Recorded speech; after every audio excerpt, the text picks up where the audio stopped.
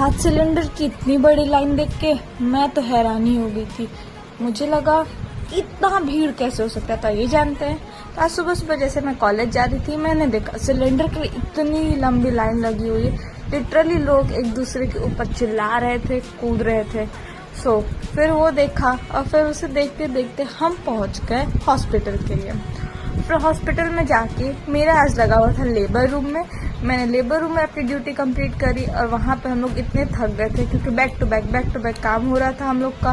फिर वहाँ से सारी चीज़ें सीखने के बाद हमें फिर बोला गया कि ना अब आप लोग जा सकते हैं।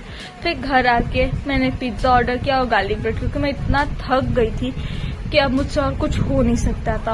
और फिर at the end of the day पापा हमारे लिए लेके आए थे आइसक्रीम, जो कि स्टिक ही गायब थी उसमें से, मतलब थी पर वो बिल्कुल अंदर थी, मैं कैसे ही खाती। बट कोई ना, फिर मैंने आइसक्रीम खाया और फिर मैं पढ़ने बैठ गई। मैंने अपने असाइनमेंट्स करे एंड थैंक्स फॉर